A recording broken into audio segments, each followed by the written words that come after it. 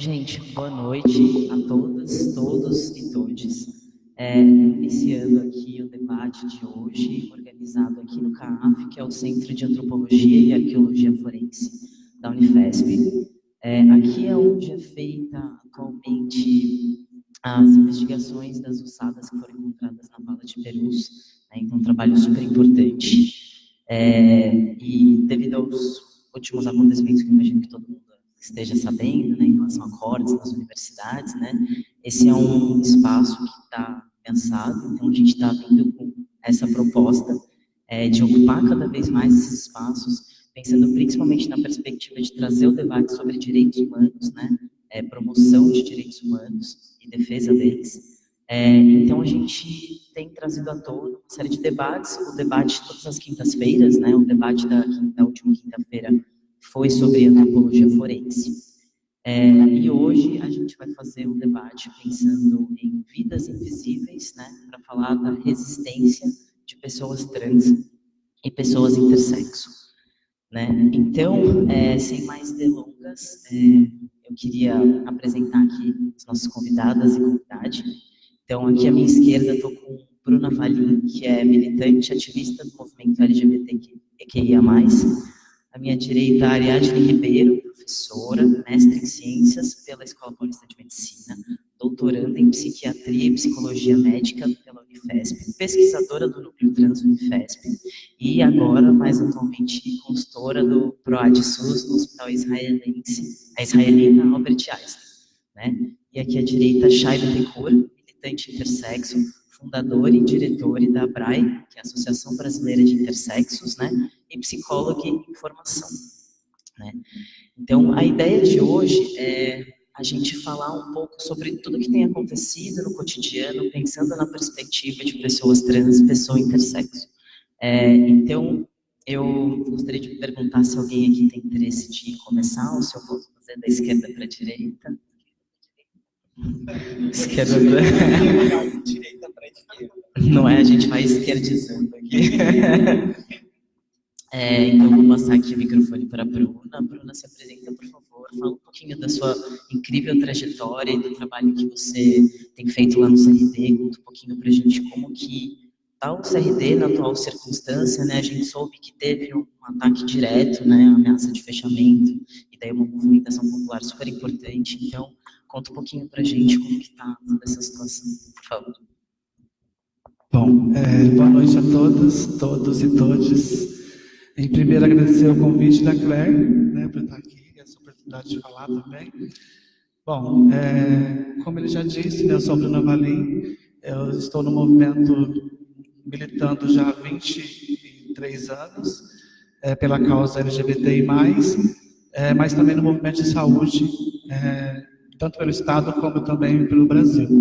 Hoje eu estou no Centro de Referência e Defesa da Diversidade, prestando um serviço pela ONG Pela Vida São Paulo, onde eu estou contratado num cargo de confiança. Eu estava como técnica especializada, mas com essas mudanças, automaticamente, a maioria das pessoas trans que estavam naquele serviço teve uma grande queda. Não dá para não falar disso inicialmente, porque são pessoas que estão ainda nesse caminho, né, pela escolaridade e de todas essas questões que alavancaram agora no final desse final de contrato. Então, a partir de agora, rege nesse novo contrato que todas as pessoas têm que ter a escolaridade concluída ou graduação para os cargos. E a gente perde 4 pessoas trans, né, nesse espaço. E é claro que o Grupo Pela Vida São Paulo, que está com a gente, que eu já estou há 8 anos, quase 9, fez essa alocação, pensando mesmo assim que a gente finalizar esse curso e volte para o cargo. Então eu estou meio que flutuando na instituição, mas não saí do centro de referência. Então, nesse tempo, teve essa grande questão da perca do centro de referência, de fechar o serviço, mas isso ainda não está fora de jogada. De não fechamento, mas de uma transição que para o centro de referência, que é o único na assistência social no Brasil, que passa, né, a pensar ele para direitos humanos, e para a gente entende que tem uma grande perda. porque a gente atende toda a população que está em situação de vulnerabilidade social da cidade de São Paulo, e na maioria das vezes chegam pessoas flutuando dos outros estados e a gente atende e acolhe no centro de referência. É um serviço que a gente faz mais de 1000 atendimentos mensal, ele tem hoje mais de 700 prontuários ativos, com várias e grandes demandas para ser resolvidas, e não dá para deixar isso parar, né, onde está. Então a gente está nessa discussão, né, o Pela Vida está tentando fazer que esse espaço continue na área da assistência, para que contemple todas essas questões, essas demandas são bem específicas, né, que a gente trabalha muito com a população em situação de rua, LGBTI+, em situação de rua, e nenhum outro serviço faz isso. Então, há uma proposta que a gente incorpore com o Centro de Cidadania, e a outro tempo não. Então, as conversas elas estão ainda muito atravessadas, mas a gente está tentando mediar todas essas questões para que o serviço continue. O Centro de Referência ele já está há 11 anos nessa política. Ele nasceu do movimento social, em uma parceria com a União Europeia, que alavancou esse espaço, e hoje é um espaço público municipal, e passa em 2008 para 2009 a ser um serviço da assistência social. Então, a gente tem muitos avanços dentro do Centro de Referência, porque uma boa parte dessa população, não vou dizer a maioria, mas uma boa parte dela, ela mudou a situação que ela se encontrava, e a gente tem muitas pessoas que passaram por lá, que hoje estão em outro momento, que resgataram o vínculo familiar, que resgataram a família, que voltaram para suas referências de Estado, que de repente estava em situação de rua, não tinha emprego, hoje tem emprego, que não tinha escolaridade, hoje tem escolaridade. A maioria das meninas que estão hoje alocadas no Centro de São Paulo, no projeto Transcidadania, são usuários do Centro de Referência, e elas foram encaminhadas, na maioria das vezes, pelo Centro de Referência. Então, é um serviço que ele tem essas conquistas, né, ao longo da sua existência, e a gente não pode deixar que isso pare. Eu também cheguei no Centro de Referência meio que com essa vontade de querer trabalhar em algo diferente. Eu vim do interior, já trabalhava num serviço que tinha um pouco dessa proposta, mas era um serviço que atendia só 114 travestis transexuais e 5 homens trans. Aqui em São Paulo, quando eu cheguei no Centro de Referência, era muito diferente. Hoje a gente tem mais de 4.000 cadastros nesse serviço, e a maioria da população de travestis, transexuais e homens trans. Então é muito mais do que eu atendia lá. E assim, quando a gente fala em perder e fechar, a população chora por isso. Então, essa população esteve com a gente, todos os dias que a gente estava ameaçado, eles estavam lá com a gente, no abrir e no fechar. Então, eles estão dizendo e sinalizando que o serviço não pode fechar. Então, ainda nessa discussão, a gente vai ter muito o que conversar ainda nessa gestão, para que não seja tão engessado e que a gente consiga avançar no que a gente já faz no Centro de Referência. A gente faz pouco ainda do muito que tem que ser feito, mas se nós não fizermos alguma coisa, nada será feito com essa população. Então, a gente tenta, na maioria das vezes, sanar essas primeiras demandas, que é a demanda de ser encaminhado para um centro de acolhida. A gente tenta, ao longo desses anos, a gente criou várias outras instituições que a gente conversou, sensibilizou e criou uma rede socioassistencial, porque ela nunca existiu. A gente foi trilhando isso e com grandes dificuldades de profissionais que não aceitavam, não direcionavam e não queriam mesmo trabalhar com a população LGBT, mas a gente conquistou bastante desses espaços e consegue acolher a população LGBTI+, que está em situação de rua. Então, ainda a gente tem algumas questões que a gente não consegue avançar, que é com os casais LGBTI+, que não tem um espaço que acolhe e eles preferem ainda ficar na rua e não quer ficar num lugar alocado. Então, a gente está ainda trilhando um caminho e pensando de como a gente vai fazer isso ao decorrer desses outros anos. Então, tem muita coisa para ser feita e a gente ainda tem muito que conversar. E o movimento social sempre está junto com a gente, fazendo também essa sinalização do que a gente pode melhorar enquanto serviço, enquanto trabalhador social, que a gente é trabalhador social. Então, pensar de como a gente pode fazer isso. E aí tem algumas questões que, para mim, que estou lá há bastante tempo, eu tenho um carinho muito especial pelo Centro de Referência, porque nessa conversa com o Pela Vida eu disse, né, eu podia escolher Eu tinha uma outra proposta de trabalhar num outro serviço, falou, não, se você não sair do Pela Vida, sair daí, você vem para cá e trabalha com a gente, numa outra instituição. Aí eu disse que não, porque eu queria ficar por hora no Pela Vida, e do jeito que tinha proposto para mim, mas aí eu fiz uma proposta também Pela Vida, acho que foi nessa conversa, que eu fico no Pela Vida, vai chamar um outro cargo, uma pessoa para estar no cargo que eu estava, mas que seja uma pessoa trans. E aí, no caso também da orientadora socioeducativa, que é a Thaís, que é uma travesti com 70 anos, que também aconteceu a mesma coisa, porque não tinha ensino completo, ela também foi desligada do trabalho e foi alocada Pela Vida. E aí essa também foi a proposta, que venha orientadores, mas que seja uma pessoa trans. Nós já fizemos as contratações, a Marcela Monteiro, que é uma ativista, também está com a gente. Eu fiz um convite, o Pela Vida abriu isso, Bruna convida, eu convidei, ela veio, está lá com a gente. E já está iniciando um trabalho com a população de travestis transexuais e, na maioria, LGBTs que estão lá. Então, essa é a minha proposta. Eu fico, mas se vier mais dos meus. Porque não dá para eu sair, vai sair mais uma travesti, mais uma trans, e a gente ficar sem menos representação nesse lugar. Então, Pela Vida, ele está sempre muito sensível, e se mostrou muito sensível nesse momento, né, que é um momento para a gente foi bem delicado. Nós choramos muito, né, Alessandra? Lá do que a gente estava trabalhando, trabalhava chorando, para não perder o espaço que a gente gosta muito.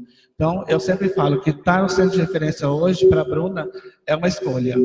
Eu já não tive muitas coisas para escolher na vida, mas escolher estar no centro de referência é uma escolha, e eu vou sempre trilhar esse caminho junto com Pela Vida. Daqui a pouco eu volto de novo para a função que eu exerço, e eu entendo que eu faço muito bem, porque eu recebo dos técnicos também a sinalização disso, porque eu faço um bom trabalho, que ainda não tinha sido feito naquele lugar. Então acho que eu tenho que continuar fazendo isso, acho que esse é o meu propósito. E acho que depois a gente vai falando mais coisas, né? Se deixar eu puxar a alavanca do vai, eu vou e vou. Bruna, obrigado mesmo. Assim. A ideia aqui, gente, é que a gente faça um diálogo nosso, mas que também seja horizontal. Então, vocês, por favor, fiquem à vontade para fazer perguntas, tá? E a gente está fazendo uma transmissão ao vivo, então aí, se vocês levantarem perguntas, a gente passa o microfone para vocês, tá? E só trazendo um gancho aqui, que eu fiquei tão animado para começar isso que eu esqueci de me apresentar, então deixa eu falar. Eu sou o Vitor Namur, eu sou psicólogo e eu sou estudante aqui do curso de especialização do CAAF, né, de Direitos Humanos e Lutas Sociais. E o que você falou me tocou muito, porque eu sou um homem trans, e quando eu comecei a minha transição, o primeiro lugar que eu fui foi o CRD. Então, é muito importante mesmo. Eu lembro que eu vi você, e assim, como é importante a representatividade mesmo, né? A gente está num espaço em que a gente olha o outro e enxerga diferenças, óbvio, todos temos diferenças, mas a gente também consegue se aproximar, né? E se sentir representado. Então, é um espaço que a gente tem que lutar muito para que ele persista e que agregue cada vez mais e ajude cada vez mais pessoas. Então, agora, passando aqui para a direita, vou passar para a Ariadne, querida. Por favor, conta um pouquinho da sua trajetória para a gente, das suas pesquisas, quero muito saber, do doutorado aí, dessa trajetória, e também um pouquinho da sua experiência no Caratode para a gente, tá bom? Bom, oi a todos, todes e todas. Já fui apresentada, não tem necessidade de fazer uma nova apresentação, mas eu gostaria de dizer que, assim, estar aqui nesse espaço, nesse lugar e poder falar, né, com pessoas que estão aí se especializando na luta, né, pelos direitos humanos, e que bom que existe um curso de especialização voltado para isso, que bom que a Unifesp tem esse espaço, né, que ótimo, porque é tão importante que o espaço universitário seja esse lugar onde a gente consiga discutir as desigualdades e discutir a falta de acesso, discutir todas as carências que a nossa população tem, em função, principalmente, de uma história de colonização que nunca foi superada, né? Essa colonização nunca foi superada. Então, estar aprendendo sobre direitos humanos é sair um pouco dessa bolha que tomou conta, né, do Brasil e transformou as pessoas em simples papagaios que repetem coisas a fim de fazer com que esses discursos sejam ouvidos, né? Pessoas que discutem cotas. Quão mesquinhas são as pessoas que discutem as cotas que foram tão dificilmente conquistadas pela população negra, pela população indígena, pela população mais pobre, né? Quão mesquinho é para as pessoas discutir esse ponto que já estava superado, ou o quanto a nossa sociedade continua ignorante, a despeito de todos os programas que durante anos nós conseguimos. Quantas pessoas continuaram sem buscar a educação, sem buscar a informação? Né? Quantas pessoas preferiram, né, se manter na ignorância? A ignorância, às vezes, é uma proteção, é um lugar seguro. É um lugar onde a gente não tem a necessidade de discutir a dor do outro. É um lugar onde eu não preciso ter empatia. É um lugar onde eu não preciso de nada além do meu egocentrismo e de que as minhas vontades sejam explicadas e satisfeitas por alguém.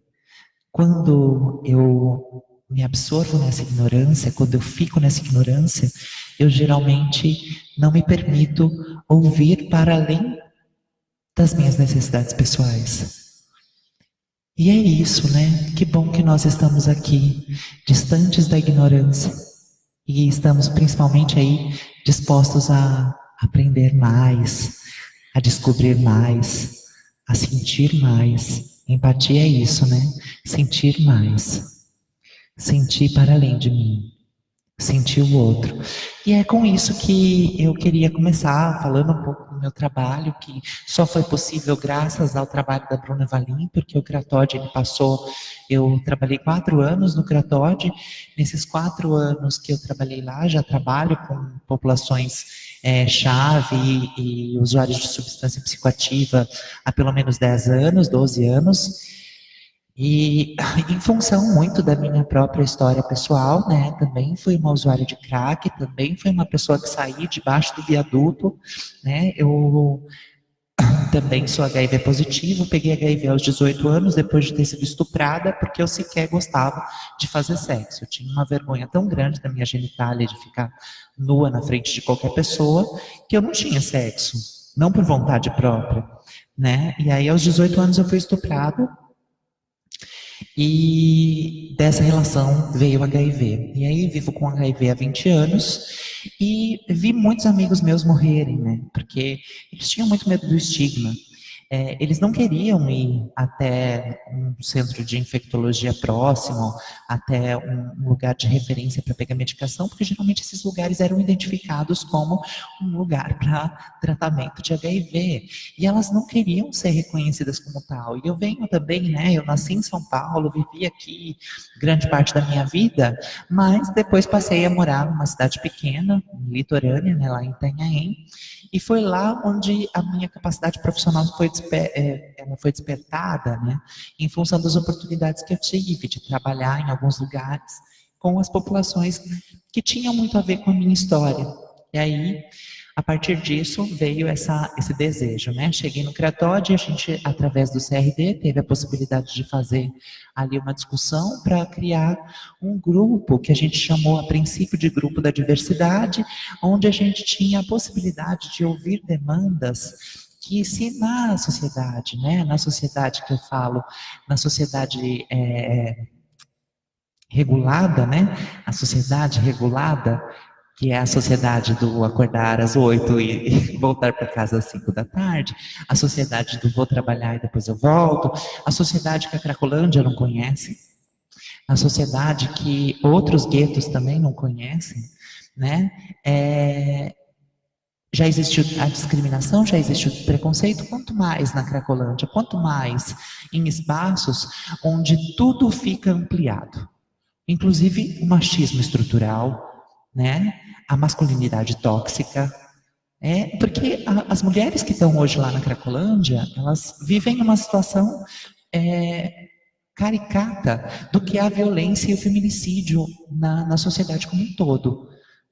Porque as pessoas que estão lá, as mulheres que estão lá, elas são vendidas em função do crack. Elas não se vendem só. Porque se fosse só para uso próprio, estava tudo bem. Poderia até ser uma função do vício, que eu não acho que o vício permita escolhas. O vício ele não possibilita escolhas acertadas, né? Essa pessoa não está prejudicada em função do desejo que ela está de usar a substância naquele momento e ela usa o corpo como moeda de troca. Mas ela também é usada como moeda de troca pelas outras pessoas.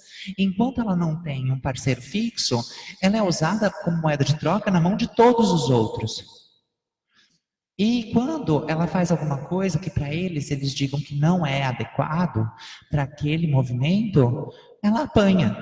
E aí, se ela tiver com parceiro fixo, ela apanha do parceiro fixo. Se ela não tiver, ela apanha de todos os outros. Então, se é assim com as mulheres, quanto mais era para a população LGBT, principalmente as pessoas trans na Cracolândia. Então, entendendo essa questão, né, essa vulnerabilidade, essa sinergia de vulnerabilidades, onde as discriminações se somam, né? Já existe a discriminação por ser um usuário de substância, né? Já existe uma discriminação em função de ser um usuário de droga. Quanto mais uma discriminação em função de ser travesti, de ser uma pessoa trans. Né?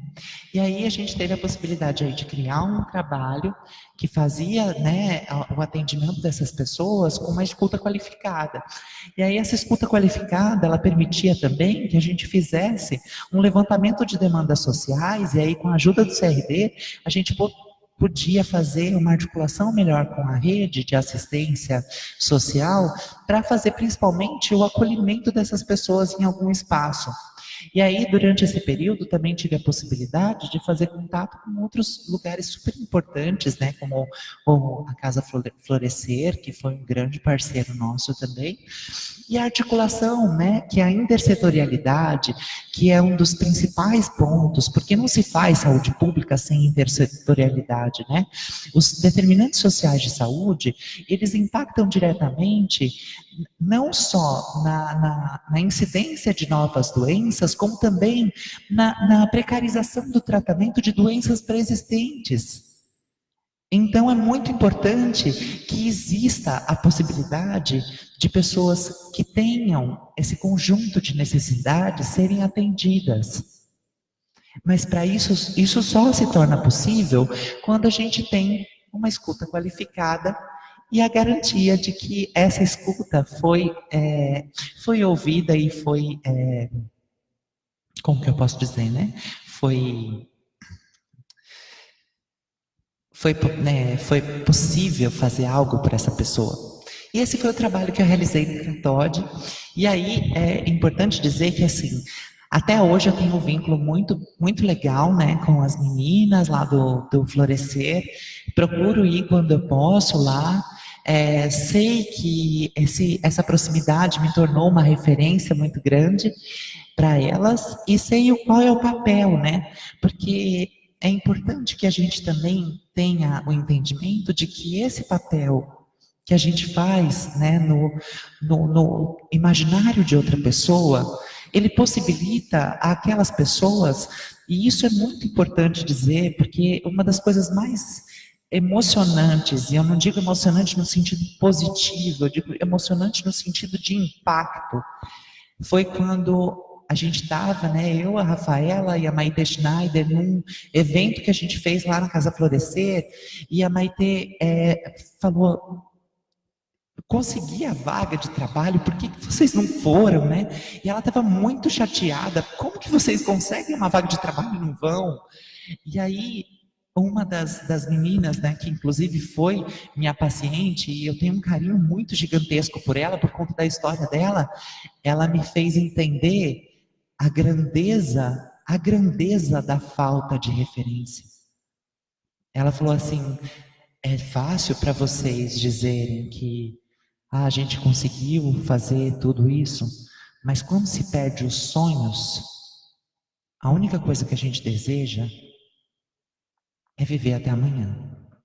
Às vezes, viver até amanhã depende de eu ficar tão louca que eu não consiga perceber que eu estou viva.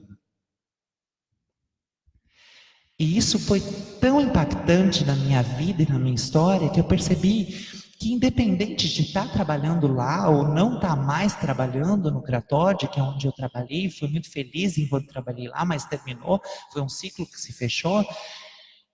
Eu precisava continuar fazendo algum tipo de trabalho com aquelas pessoas, eu precisava continuar estando presente e sendo referência que elas me viam antes, que eu havia deixado algumas delas órfãs.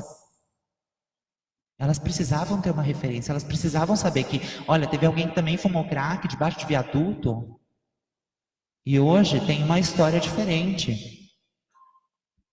Elas precisavam saber disso. E hoje eu tenho uma outra atuação, né?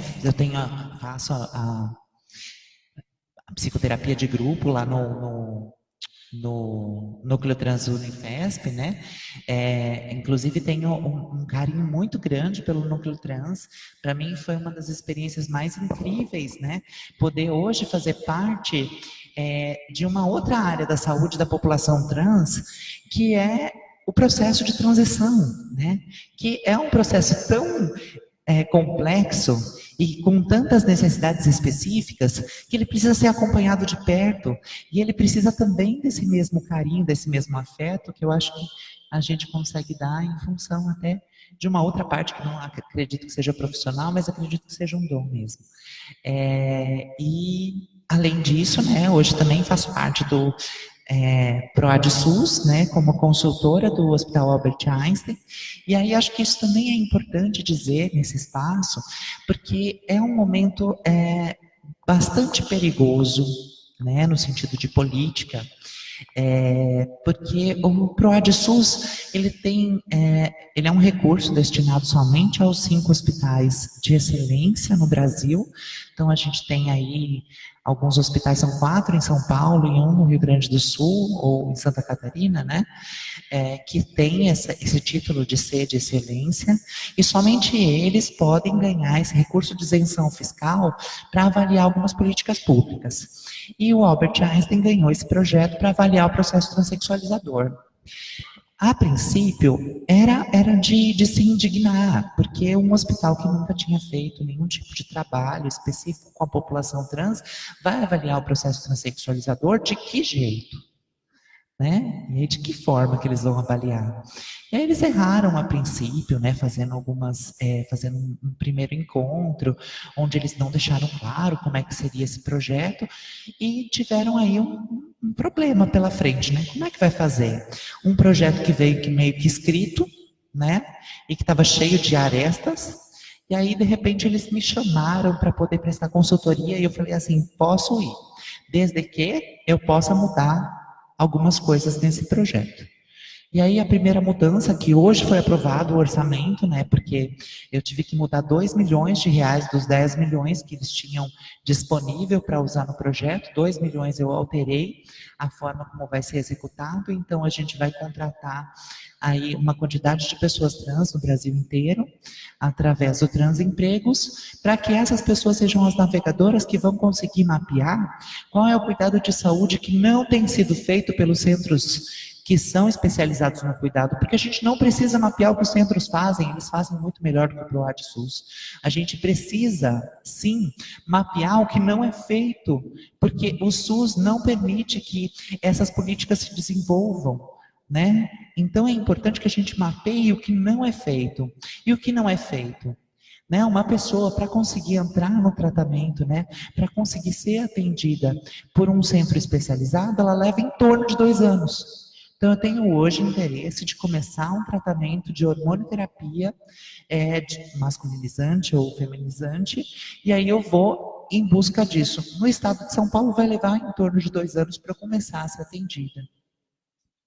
Por quê? Porque existe fila de espera tanto para chegar, quanto para fazer a cirurgia. A fila de espera de cirurgia para mulher trans é em torno de 8 anos. De 7 a 8 anos a pessoa vai esperar para fazer um procedimento cirúrgico de redesignação sexual, que algumas querem e outras não. Isso não faz com que a gente tenha o direito de determinar diferenças entre travestis e transexuais. São pessoas transgênero. Elas podem se autodeterminar do jeito que desejarem. Eu posso, nesse momento, nesse lugar, que é um lugar de privilégio, dizer que eu sou travesti. Por quê? Porque é um lugar que elas não podem ocupar, porque são estigmatizadas em função de se autodeterminarem travestis. Então eu uso meu lugar de fala e de privilégio para dizer, eu também sou travesti. Porque é esse o lugar que eu espero e que eu quero que elas cheguem. E já falei mais que o homem da cobra, e agora vou passar para o Chay. Boa noite, pessoas. Então, eu vim falar um pouquinho sobre pessoas intersexo, e eu acho que talvez a melhor forma de começar é falar um pouquinho sobre o que são pessoas intersexo. Quem são pessoas intersexo, o que nos torna intersexo, por que a palavra intersexo e assim por diante. Pessoas intersexos são pessoas que nascem literalmente entre os sexos, daí a palavra intersexo. São pessoas que nascem com características físicas congênitas que não torna fácil para designar a pessoa pertencente à categoria menino ou à categoria menina. Então, tem uma certa dificuldade para o médico lá olhar para aquele bebezinho e falar, esse bebê é um menino ou esse bebê é uma menina. Dentro disso, a gente tem, dentro do que a gente usa para chamar de sexo biológico, eu vou usar aspas aí, porque eu acho essa expressão sexo biológico uma coisa meio controversa, mas enfim. Mas o que a gente usa para definir esse sexo biológico seriam 3 pilares principais, que seriam o genital externo, né? Tipicamente o pênis para os meninos, tipicamente a vulva para as meninas, os cromossomos, tipicamente XX para meninas, XY para meninos, e as gônadas, que têm a produção hormonal, tipicamente testículos, que produzem testosterona para os meninos, e ovários, que produzem estrogênio e progesterona para as meninas. Então, uma pessoa intersexo, normalmente, ela não tem esses 3 pilares muito bem alinhados. Você pode ter, por exemplo, uma pessoa que tenha características secundárias, todo o fenótipo feminino, pode ter vulva, mas você vai olhar os cromossomos e a pessoa é XY. Ou pode ser o contrário também, né? Tem várias combinações que podem ocorrer, né? Nisso entra outras questões. Aí tem a questão social de, meu Deus, a sociedade vai fazer o quê? Já que a gente precisa criar um menino ou uma menina. E dentro dessa pressão da questão social de só pode ser menino ou só pode ser menina, existe um padrão muito claro do que é uma menina e do que é um menino, né? Como já diria a Damares, né? Meninas vestem rosa, meninos vestem azul, né? Graças a esses padrões sociais, a maior parte das famílias fica em desespero, recorre à medicina, e muitos médicos fazem uma reunião, uma equipe multidisciplinar e decidem qual sexo vão designar para aquela criança. Nessa decisão, a maioria das vezes, ocorrem cirurgias para enquadrar essa criança, normalizar essa criança dentro do sexo biológico escolhido. Então, por exemplo, no meu caso específico, eu nasci com ovotestes, o meu genital era ambíguo e eu passei por essa normalização com 8 meses. Menos de 1 aninho de idade, e eu até me questiono o que uma criança com menos de 1 ano de idade faz com o genital dela, a não ser fazer xixi, não sei. Acho que nada, só faz xixi mesmo. Então, eu não entendo essa necessidade de querer ajustar o genital da criança tão cedo assim na vida, né? A gente, enquanto movimento intersexo, a gente pede, a gente vem militando muito para isso, para que os médicos aguardem o desenvolvimento da personalidade daquela criança, para que chegue num ponto onde ela consiga ela mesma entender o próprio corpo, ela mesma começar a demonstrar a identidade que ela entende dela mesma, se ela quer ser uma menina, se ela quer ser um menino, como ela se entende. E aí começar a falar em intervenção cirúrgica, se a criança quiser, né, se a pessoa quiser. Porque tem pessoas que podem não querer também, podem querer viver a vida delas congenital ambíguo, por exemplo, né? Enfim, e por conta disso a gente tem muitos casos de pessoas que na infância foram designadas, por exemplo, meninas, passaram por uma cirurgia irreversível e hoje se entendem meninos. E vice-versa também, tem vários casos. No meu caso, eu passei pela gonadectomia e pela cliterectomia, tenho dificuldade de falar essa palavra. Mas, enfim, no meu caso, meu genital era ambíguo, meu clitóris era maior do que o que era considerado normal para o clitóris, ele era, na verdade, um micropênis, e ele foi removido. Bem, eu não me identifico como menina, não me identifico como mulher, e no meu caso isso foi um desserviço, né? Além de ser uma invasão no meu corpo, sem a minha autorização, eu não consigo lembrar como meu corpo era quando eu tinha 8 meses. Eu não sei qual era a sensação de ter o corpo daquele jeito, eu nunca pude explorar o meu corpo daquela forma, né? E para mim foi uma violência, me afetou de uma forma violenta. Eu entendo que tem pessoas intersexo que querem a cirurgia, entendo que tem casos onde a cirurgia ela é indispensável, tem casos onde a criança não consegue urinar, por exemplo.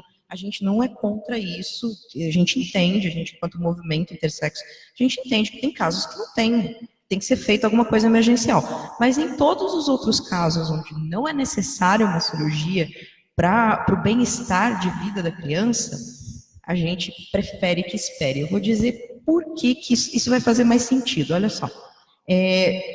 Quando você tem um problema que é social, que vem da imagem que a gente tem, da construção social do que é um menino ou do que é uma menina, o certo seria a gente intervir no problema social, que é o não aceitar uma menina com pênis ou um menino com vagina. E não a gente intervir no corpo do indivíduo, porque aquele corpo não faz parte da ideia que a gente tem moldada de como ele tem que ser. Então, essa é a nossa ideia enquanto movimento intersexo. Esse movimento, o nosso movimento aqui no Brasil, ele é bastante recente, mas no mundo ele já tem ele já ganhou um certo momento, né? Então ele já tem alguns avanços bem maiores do que o que a gente tem no Brasil hoje, né? A gente tem países que os pais podem registrar a criança com sexo ignorado. Na verdade, no Brasil, a gente tem a opção de registrar a criança com sexo ignorado, porém, a maior parte das maternidades não sabem que isso é possível e não fazem. E a gente teve um caso recente agora no Rio Grande do Sul, né, de registro de criança, né, que foi feito, e a ideia é a gente usar esse caso como modelo. A Maria Berenice, que é a organizadora do livro Intersexo, ela também faz parte da Associação Brasileira de Intersexos, né, ela é parte da ABRAE. Ela vem atuando um pouco em cima da questão jurídica, né, dessa questão do registro. Deixa eu ver o que mais que eu posso falar de interessante sobre pessoas intersexo. Eu falei do movimento no mundo, né? No mundo a gente tem militância bem organizada, né? Tem a OII, que é a Organização Intersexo Internacional, né? A gente tem a Interact nos Estados Unidos, e aqui no Brasil a gente tem a ABRAE, que está começando agora. Então, a gente tem uma página no Facebook, estamos preparando um site com mais informações, onde a gente vai colocar news, vai se apresentar enquanto militante lá. Mas eu acho que eu estou fugindo um pouco do assunto, porque eu estou falando da militância. Que eu acho que as minhas falas enquanto pessoa intersexo, elas foram meio que evoluindo. As primeiras falas eu só dava o básico do que era ser uma pessoa intersexo, falava um pouquinho da minha vivência. Eu lembro que na minha primeira fala, que foi para um público grande, assim, eu até chorei, porque eu acho que eu não estava tão preparada de falar coisas tão íntimas, né, de falar sobre como era o meu genital e o que aconteceu comigo. E eu acho que foi evoluindo porque a minha história foi evoluindo também. E hoje a gente está num ponto de, a gente tem isso aqui organizado, a gente tem esse projeto, a gente tem algumas coisas que estão andando. Então eu vejo que as minhas falas, elas acabam sendo mais sobre militância do que sobre a intersexualidade em si, ou sobre o meu caso específico. Mas, se alguém tiver alguma curiosidade sobre qualquer um desses assuntos também, sintam-se à vontade para perguntar. Vou fazer uma pontuação. Que quando eu fui te apresentar, né, eu usei termos neutros. Então, eu ia pedir para você explicar um pouquinho dessa questão dos termos neutros, para quem ainda não sabe, e também fazer uma colocação que eu vi pessoas chegando, né? Se vocês quiserem, a gente está fornecendo certificados, então vocês podem deixar o seu nome na lista, e a gente também tem panfletos informativos para quem tem curiosidade, tá bom? Eu sou, no caso, uma pessoa que foi designada menina, apesar de ter nascido intersexo, mas hoje eu me entendo como uma pessoa trans não binária. Então, eu sou uma pessoa trans, os meus pronomes são neutros, então, portanto, por isso o motivo do uso dos pronomes neutros. Mas pessoas intersexo, em geral, elas podem se identificar como mulheres, homens, como heterossexuais, como homossexuais, como bissexuais e assim por diante, né? Eu, no meu caso específico, eu me entendo como pessoa não binária.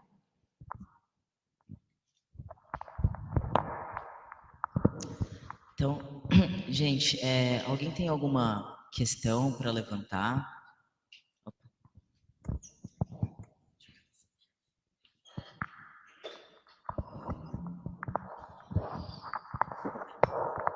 Boa noite, meu nome é Eduardo, sou psicanalista, estou concluindo o curso de psicologia e eu sou pesquisador desta área de gênero, sexualidade. Como psicanalista é um tema que me interessa muito e eu atendi algumas pessoas transexuais e muito me incomodou, por isso que eu fui para o campo da pesquisa, que a gente não sabia escutá-los, eu não sabia como escutá-los. Não sabia escutar o sofrimento de uma pessoa transexual, o que significava isso do ponto de vista da psicanálise, e fui recorrer ao pai Freud, né, ao que a gente tinha de arcabouço teórico, e muito me decepcionou quando eu vi que não tinha, ou você enquadrava dentro da perversão ou dentro da psicose, né, os lacanianos, que é a linha que eu sigo, enquadram dentro da psicose, e daí eu fui pesquisar, né. E aí eu vi que cada vez mais escutando pessoas, abrindo, mesmo na rua, né, em entrevistas e tal, rodas de conversa, não cabia você tentar enquadrá-los ali numa estrutura clínica básica. Você pode ter, né, transexuais psicóticos, assim como pessoas heteronormativas psicóticas, neuróticas ou perversas, né? Eu achei muito legal vocês trazerem uma pessoa intersexo, tanto que me chamou a atenção este evento por causa dessas questões. Porque é a primeira vez que eu ouço alguém, né, que se identifica como intersexo, então me instigou bastante. Você explicou, a gente tem uma concepção de intersexualidade muito avulsa, né, muito etérea. Então, a sua fala me ajudou a sentar um pouco mais essa identificação, né? Na minha experiência, talvez eu esteja compartilhando um pouco da minha experiência de escuta, a gente ainda não consegue escutar essas pessoas, né? Hoje lutam não tanto mais no direito de existência, mas no direito de sujeitos, serem sujeitos, né? A fala de vocês me traz muito assim, pessoas que deram um passo a mais na questão da luta por uma existência, de terem sua existência reconhecida, de serem pessoas, né? Não serem tratadas como outrora foram, né, loucos e encarcerados, mas sujeitos de direito e sujeitos de desejo, né, como no caso da psicanálise. Eu tenho recebido algumas pessoas e eu até gostaria de saber da experiência de vocês, eu vejo que tem colegas psicólogos aqui, a experiência de vocês de escuta, né, dessa população, o que vocês notam de demanda específica. Eu tenho pesquisado, minha pesquisa já avançou um pouco, mas eu gostaria de saber da experiência de escuta de vocês, né?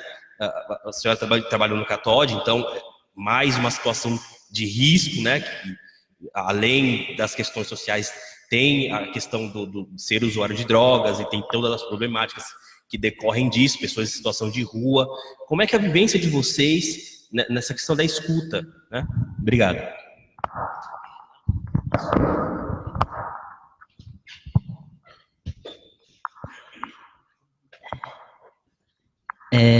Obrigado pela pergunta, Eduardo. Eu vou iniciar falando um pouco da minha perspectiva, né, que eu entendo a sua questão de dúvida em relação à escuta, e ela é muito culpa nossa, e eu digo nossa como comunidade dentro da psicologia, porque foi muito recente esse movimento de despatologização das transidentidades, né?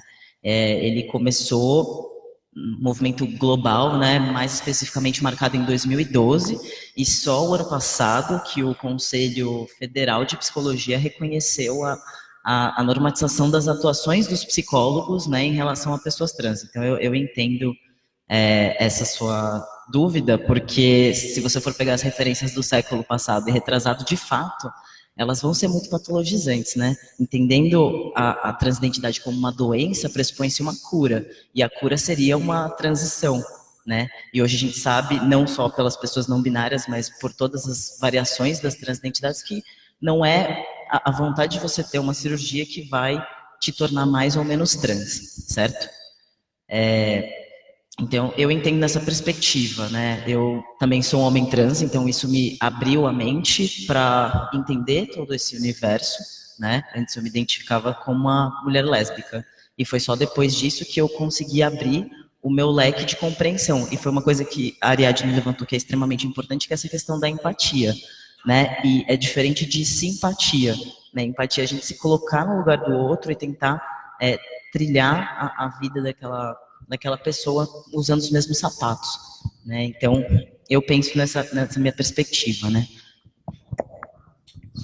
Obrigada pela pergunta. Eu queria começar aí, assim, pedir licença primeiro, né? Pedir licença porque eu vou tocar num assunto que talvez seja um pouco delicado, principalmente para os amantes da psicanálise, porque a psicanálise é extremamente arcaica, ela não evoluiu. Eu acho que, assim, estar na pesquisa e na psicanálise faz com que você tenha a responsabilidade de trazer novos argumentos, né? A gente não precisa morrer no Freud, Lacan e Jung. Não, eles passaram. Assim como vários outros também já passaram. E isso no mundo acadêmico também precisa ser pensado por todo pesquisador. Novos pesquisadores e velhos pesquisadores. Porque o mundo ele evolui e às vezes a gente precisa estar aberto para novos discursos. Né? Então a gente vê também no processo transexualizador que mesmo aquelas personalidades que foram tão pioneiras em 1997, hoje são extremamente criticados pelos movimentos sociais em função de simplesmente terem aí um olhar voltado para aquela descoberta feita naquele período, onde a gente não tinha nenhuma lei, né? A gente precisa sim ter gratidão por essas pessoas que fizeram com que fosse possível, né? A gente conseguir, através do SUS, ter uma regulação, antes até mesmo do SUS reconhecer como um direito. A gente teve ao Conselho Federal de Medicina uma resolução que possibilitou não só que as pessoas fossem atendidas, como elas também fossem pesquisadas. Elas começaram a ter um olhar mais humanizado a partir disso. Então, essa é a minha primeira crítica à psicanálise, e agora eu quero fazer um outro contraponto em relação à psicologia. A psicologia talvez seja uma das áreas de maior relevância e também maior amplitude, porque a gente tem diversas vertentes na psicologia e todas essas vertentes, elas precisam ser consideradas. Eu tenho muitas ressalvas com relação ao discurso social os gêneros não são, eles são construídos socialmente, são realmente, mas existem pessoas que precisam realmente passar por um processo de transição de gênero, incluindo uma cirurgia transgenitalizante, e isso não é para que ela se torne cis. Isso é simplesmente para que ela tenha possibilidade de viver feliz com aquele corpo, com aquela identidade, né? E isso vai da percepção pessoal de cada um, né? E às vezes a gente percebe que todos os discursos eles vão para uma vertente de muito não tem parâmetro, né? Não tem parâmetro. Então tem algumas pesquisas antropológicas que dizem que não, que as pessoas trans que fizeram uma transição genital, elas são malucas, porque isso nem era necessária. E outra vertente que diz assim, o cérebro de pessoas trans tem semelhanças claras com o cérebro de pessoas cis. E uma pesquisa que foi publicada em 2016 diz, inclusive, que dá para a gente determinar, através da substância negra e da substância branca no cérebro de uma pessoa trans, se ela vai ter disforia genital ou não. Ou seja, a psicologia ela é ampla demais para a gente ficar numa única vertente. Então, até aproveitando a possibilidade de te dizer, né, como pesquisador, amplie cada vez mais o seu campo de pesquisa, porque a psicologia é uma das áreas mais amplas e mais bonitas, né, da pesquisa, e você tem um universo pela frente.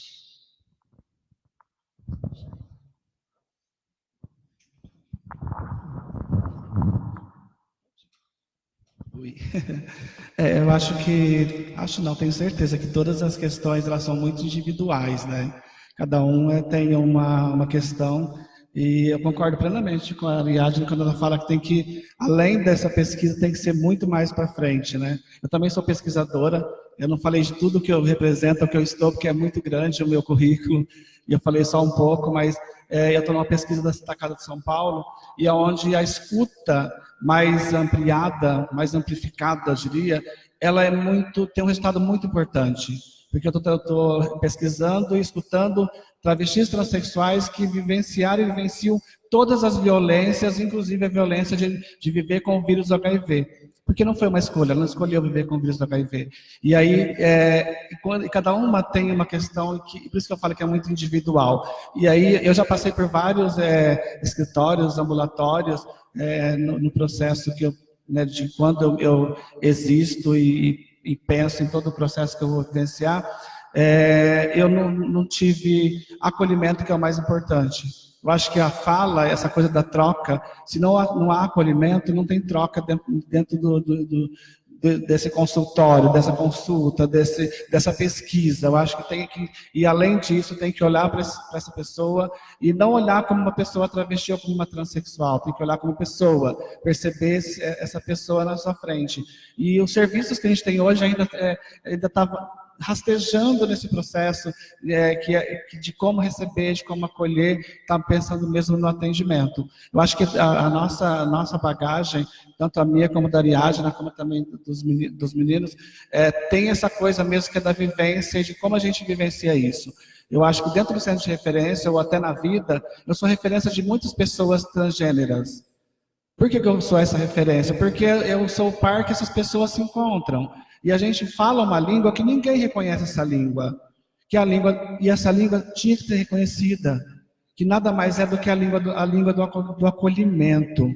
A língua de reconhecer o afeto no outro, de abraçar, de perceber. A gente não recebe isso no cotidiano. A gente apenas é olhado. Então, esse olhar deixa a gente muito distante.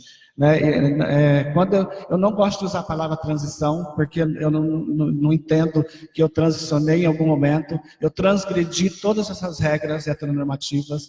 Eu acho que é transgredir, não transitar, porque senão a gente fica eternamente dizendo que a gente era outro e a gente continua sendo o mesmo. Eu sou a mesma de anos atrás. Eu apenas transgredi algumas regras. Então, acho que de pensar nisso mais para frente, como a gente quer que essas novas pessoas transgêneras estão chegando, que tipo de conhecimento que essas pessoas têm que ter para elas se empoderar, para que elas possam lutar, inclusive, pelo seu direito.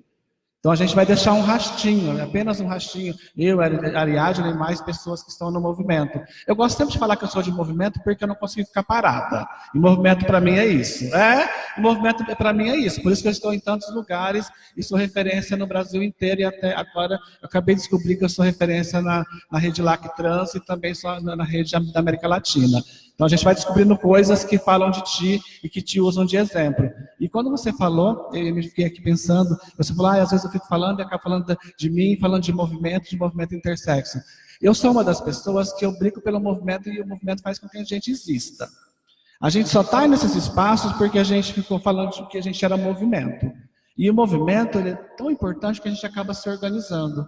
Eu sou coordenadora do GT de Trans da Parada, de pessoas transgêneras, e lá a gente só tinha a palavra TT. E aí quando eu falei, caramba, mas eu tenho vários amigos intersexos, e cadê essas pessoas? E cadê o mais dessa coisa toda? Eu fui questionada na maioria das vezes, mas eu passei como um trator em cima de todos. Eu disse, então, se é LGBT, TTI, mais QI, um monte de outras letras, cadê essas representações? Então, a partir daquele momento, dessa discussão, esse GT passa a não ser mais de identidade só trans. Ele passa a ser todas essas identidades e a gente defende isso. E isso fez com que chegassem as pessoas dessas letras, que eu não gosto de tratar pessoas como essa letra, mas essas pessoas chegaram porque tinham uma representação política. E é muito importante a gente falar, eu não gosto quando eu vou ler um projeto, está lá LGBTQI+. Não gosto dessas letrinhas. Lá não tem que estar escrito lésbicas, gays, bissexuais, tem que ser, nem se for um parágrafo completo, mas que esteja dito quem a gente é. Não, porque fica, tudo que você vai ler é LGBTQI+, pessoas trans. E eu não gosto de pessoas trans.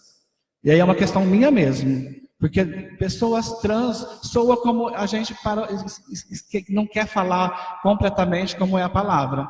É pessoas transexuais, é pessoas transgêneras, é pessoas travestis. Eu tenho várias amigas trava. Trava não existe a trava, existe travesti. E é igual só para fechar, a trazer essas representações para esses espaços, como a gente está aqui hoje, como a gente já teve lá na FM USP, como a gente vai estar em outros lugares que a gente acaba indo para esses lugares pela questão do nosso movimento. Eu acho que a gente vai ter que levar essa mensagem. Que além de tudo que a gente já vivenciou e vivencia no cotidiano, porque não achem que que eu e a Ariadna já passou todas essas questões, a gente já transgrediu tudo isso, e que a gente não tem enfrentamento no cotidiano, a gente tem desde a hora que abre o portão da casa da gente. Então a gente enfrenta todos esses olhares, só que tem pessoas que ainda não estão preparadas e empoderadas para receber esses olhares. Né? Então, e sofrem por esses olhares. A gente está um pouquinho para ser essa referência. Eu acho que esse par que a gente se tornou é um par que essas pessoas acabam precisando da gente para... por precisão mesmo. 5 horas da manhã, uma garota fala, Bruna, eu não entendo mais que eu sou um ser humano, não acredito mais na vida, e eu vou conversar com ela até 10 horas, 11 horas, meio-dia, 2 horas, 3 horas da tarde, ela vai falar, caramba, por que eu não pensei assim? Então, ela não desiste da sua vida. Então, a gente acaba sendo a referência que a gente recebe dessas. Então, assim, de ficar falando a noite toda, o dia todo, dias, para a gente tentar mudar um pensamento que a gente contribui com isso. Então, por isso que a gente acaba sendo referência, e o trabalho de par, ele é muito importante. Que todas essas pesquisas que a gente tem no Brasil, elas tivessem pessoas pares, para que essas pessoas pares pudessem ouvir os seus pares. E a gente não tem muito. Fala assim, trabalha com a população LGBTI, mas você vai lá só pessoas cisgêneras. Então a gente tem que avançar muito nisso, né? Eu venho do mesmo que a Ariadna, a minha história é muito parecida com a maioria das pessoas transgêneras no Brasil, mas a minha história só passa a ser diferente porque tem algo a mais. Esse algo a mais é a persistência de levar de fato a minha existência. Tipo, e onde eu estou, eu não fico reafirmando que eu sou uma mulher transexual. Eu nem fico falando por aí que eu sou mulher. Eu fico falando que eu sou uma pessoa e, antes de tudo, essas coisas que me colocam como esse rótulo. Então, acho que pensar nisso com mais carinho, sabe? De que lembrar que eu fui convidada aqui, a Claire me convidou, não é porque eu sou uma pessoa transexual. Ela me convidou porque trabalho no centro de referência, sou uma trabalhadora social, tenho várias vivências que podem contribuir. Senão a gente vai de novo bater na mesma tecla de que a gente é trans e tem essa diferença. Então, eu não quero ser diferente nem você. Acho que para mim é uma prática de vida. E também não quero ser igual a ninguém. Eu só não quero que me trate com desigualdade. Que eu quero ser diferente mesmo, porque eu tenho vários gostos que muita gente não tem aqui. Bom, então é isso. Acho que pensar de como a gente faz essa trajetória, para mim é um movimento muito importante. Eu sempre falo, já falei até com a Ari, a gente conversa muito, porque a gente é amiga fora desse cenário, a gente é amiga de verdade, a gente se ama de verdade. Eu, ela, a Maite e a Rafa, nós estávamos num encontro um dia, e surge um monte de coisa que a gente começa a pesquisar entre a gente também, o que a gente pode fazer mais para lá na frente. E a gente cai sempre na mesma tecla de que a gente vai ter que ser sempre em movimento. Nada mais do que movimento. Porque se a gente não conseguir fazer esse movimento, a gente não vai existir. Então, para a gente existir, a gente vai ter que fazer movimento. Como um catavento girando com todo o vento que se assopra, sabe? A Claire fez um assopro hoje, trazendo eu para cá, jogando mais vento no meu catavento. E aí lá fora eu consigo distribuir esse vento para um monte. Então acho que e pode trazer mais pessoas para esse movimento. Este ano é o meu ano de formação, daqui a pouco eu vou graduar em Ciências Sociais. Demorou muito para isso acontecer, porque para a nossa população demora muito para isso acontecer. E aí eu estou falando de uma trans periférica, não vou dizer classe média, porque agora eu sou classe média, não, classe pobre mesmo, que não frequentou a escola porque não foi expulsa, porque tem essa coisa ainda, né, Ariadne, que as meninas até trazem, os meninos falam, eu tive que sair da escola. Não teve que sair, não é evasão escolar, a palavra está muito errada, é expulsão escolar. As pessoas foram expulsas, nós somos expulsas de casa, expulsas da escola, expulsas dos lugares. Então tem que falar disso com essa clareza. Então quando eu levei para o meu professor que eu ia falar de expulsão escolar de travestis transexuais de 15 a 19 anos, ele falou, epa, a palavra está errada. Aí eu fui explicar para ele toda a questão, ele entendeu e falou assim, então é isso mesmo. Isso é violento, né, Bruno? Eu falei, isso é violento. Então a gente tem que falar de violência de gênero nas escolas e falar aqui também, falar em todos os lugares. Então acho que pensar de como a gente pode contribuir dentro desses consultórios e dentro de todos os espaços que a gente está. Olhar para o lado, sabe? A gente não olha para o lado. Nem no metrô, nem no ônibus, em lugar algum. E aí a gente pode estar do ladinho de uma pessoa transexual ou travesti e perceber essa pessoa e falar, oi, bom dia, boa tarde. É muito legal quando acontece isso comigo. Quando eu encontro uma senhorinha, ela olha para mim e fala, oi, bom dia, boa tarde. Ela nem está se ligando que eu sou uma trans, passei batida, exemplo. Mas é isso. Então, pensar no que nos movimenta. Acho que eu vou passar para eles, que tem mais coisa para a gente falar, mas acho que é muito importante. Eu sempre acreditei que a gente pode promover uma mudança. Mas essa mudança tem que começar por nós. É pela Bruna que eu comecei o processo de mudança, e é por esse processo de mudança que eu cheguei onde eu estou, e é nesse processo de mudança que eu vou para muito mais longe. É meio que Mahatma Gandhi, sabe? Aproveitando o gancho que você falou do transgredir, eu vou dizer que no meu caso também foi um transgredir, mesmo na questão da não binariedade, porque eu sempre fui essa pessoa não binária que eu sou hoje. Só que lá em 81, quando eu nasci, não existia esse termo não binário, né? Então, eu não tinha uma identificação que eu pudesse me reconhecer. Mas eu já era essa pessoa que eu sou e sempre fui. E eu vou aproveitar, vou falar um pouquinho da sua pergunta. Você falou sobre o ouvir. Eu acho que no caso da pessoa intersexo especificamente, como a gente tem um histórico de segredo, existia um protocolo que era de um psicólogo chamado John Money. Esse protocolo, ele instruía a família, os profissionais que atendiam as crianças intersexo, a não revelar para a criança que ela tinha nascido em condição de intersexo. Então, eu passei por esse protocolo, então eu só tive a afirmação de que eu nasci intersexo quando eu já era uma pessoa adulta, com 20 e tralalá anos de idade, e eu só tive a comprovação real, de fato, porque a minha mãe, ela até chegou a falar, olha, então o negócio é o seguinte, você nasceu assim mesmo, do jeito que você está pensando. Só que o papel, o laudo do médico, eu tive no começo de 2016, então foi super recente, assim. E as famílias eram orientadas, eu tenho o caso de um amigo que a família foi orientada a mudar de cidade, para manter o segredo de que ele tinha nascido intersexo. E então, no caso de ouvir a pessoa intersexo, tem também uma parte de resgatar o passado da pessoa. Porque eu tenho vários buracos na minha memória, da minha vivência na infância, que para mim são inexplicáveis. Eu não lembro, não consigo entender. Eu tenho, assim, memórias também dessa questão da escola, né, das crianças falando, não, você não pode entrar aqui porque você não é menina.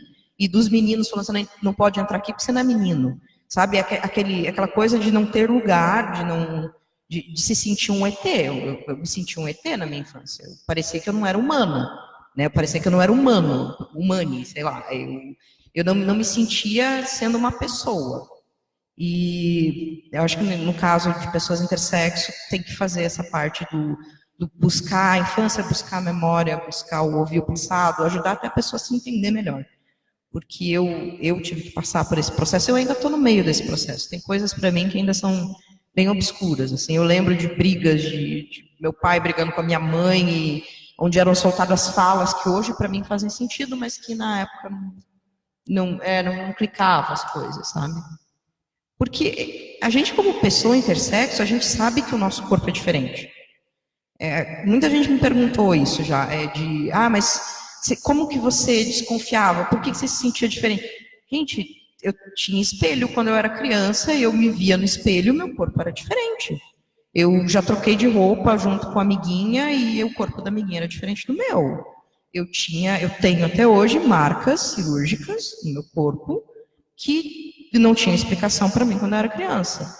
Então, era meio nebuloso tudo aquilo, mas ao mesmo tempo era e não era, porque eu via, tinha fatos ali que não dava para negar, que no meu corpo era diferente. Só que era uma coisa tão internalizada, esse negócio do segredo, que parecia que eu também não me esforçava para ir perguntar. Eu sentia que era meio que um assunto que era proibido, então eu não ia atrás também.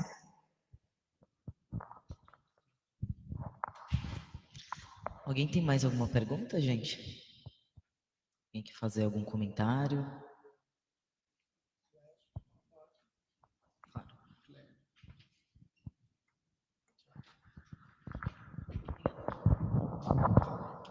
Olá, eu sou a Clélia, eu sou psicóloga, eu trabalho na região da Craco. E a minha pergunta para você, Bruno, e para você, Ariadne, fiquei pensando, Ariadne, na importância do seu trabalho no Cratóge ao longo desses 4 anos e como foi o impacto com a tua saída. E aí, como trabalhadora da Craco, eu fico pensando qual é o movimento que nós, trabalhadores, podemos ter para poder, de algum modo, dar, se é que é possível, continuidade, enfim, nessas instituições que muitas vezes o serviço de população em situação de rua, eu vejo que os trabalhadores ainda têm uma inclinação muito individual, muito pessoal. E como é que nós temos que se aproximar do serviço especializado da população LGBT? Não tem esse encontro, é a minha impressão. E aí fica muito faltado na figura, Ariadne, que foi lá e desenvolveu um belíssimo trabalho e que nesse momento muitos usuários acabam estando desassistidos. E como a gente pode transgredir nas nossas práticas, sabe? Se você vê algum caminho possível para isso. E para você, Bruna, eu fico pensando, para você falar um pouquinho para a gente como é que a população LGBTI, sobretudo a população trans, travesti, nos serviços como um todo, desde a saúde, a assistência social, os direitos humanos, pensando que os serviços são muito cis-heteronormativos e uma população extremamente excluída, e como é que você vê esse processo no CRD que atende muito a população em situação de rua? Obrigada.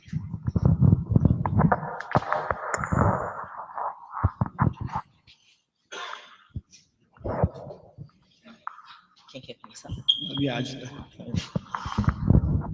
Claire, obrigada pela pergunta e principalmente por estar realizando um trabalho, né, naquela região. Eu queria, antes de mais nada, dizer que, assim, para mim, o trabalho que eu realizei no Cratóge, ele é um trabalho de resgate pessoal. Antes de mais nada. É um trabalho que me fez enxergar a mim todas as vezes que eu enxergava a outra. É um trabalho que me fez entender, para além de mim, um sofrimento que ainda batia aqui dentro. E isso vai além de qualquer teoria. Isso está além de qualquer teoria, de qualquer profissão.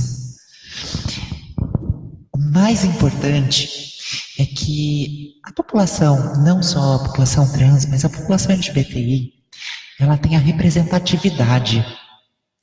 Isso eu digo, por quê? Porque é muito difícil, né? Quando eu fui contratada pelo Cratóge, eu fui contratada porque eu era a melhor aluna do curso de especialização, que era dado pelo cara que foi meu orientador de mestrado, né? E assim, ele me contratou porque eu era boa. Não era porque eu era trans. Ele descobriu que eu era trans depois. E olha que eu nem sou tão passável assim. E nem quero ser. Para de truque, adoro. Mas a questão é essa.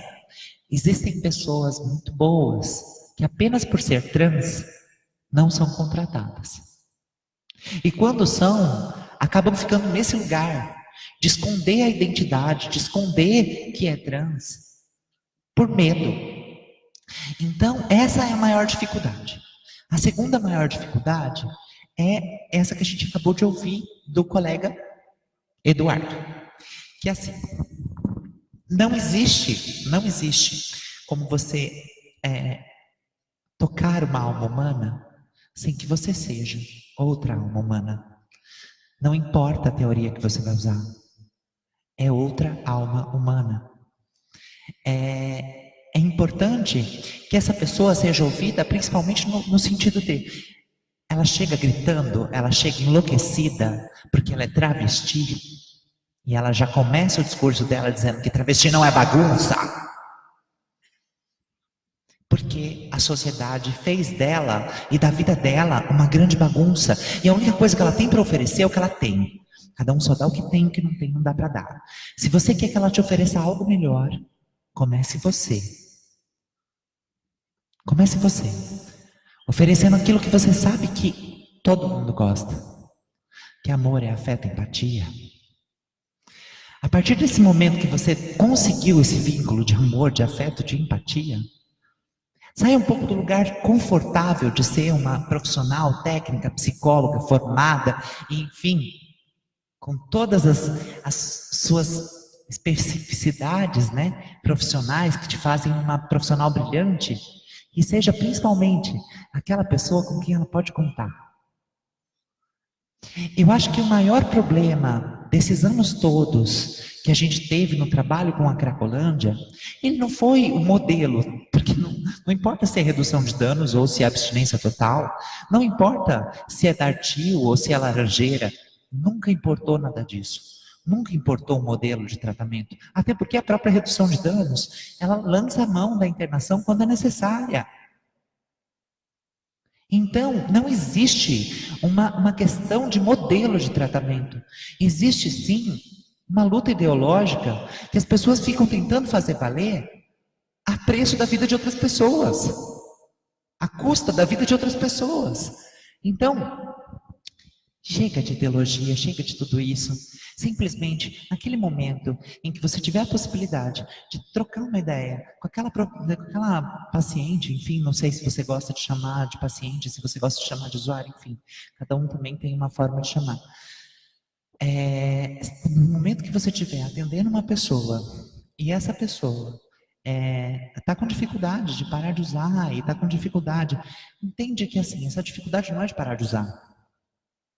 Ela, antes de mais nada, é uma dificuldade de se vincular com a vida.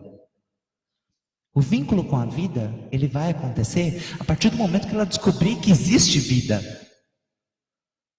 E a grande sacada do cuidado de qualquer usuário de substância psicoativa é mostrar que existe vida. Quando ele começar a perceber que existe vida, não importa se você colocou ele numa comunidade terapêutica, onde ele vai passar 6 meses lá protegido, ou se ele está vindo no CAPS todos os dias, mas ele tem a possibilidade de sair limpo, sem precisar ter usado nada, e ele consegue sentir o ar puro e agradecer pelo ar que ele está respirando. Ele consegue observar o pássaro comendo migalha na rua e ficar feliz. Quando o olhar dele mudar e ele começar a enxergar a vida, você conseguiu. Seu trabalho deu certo.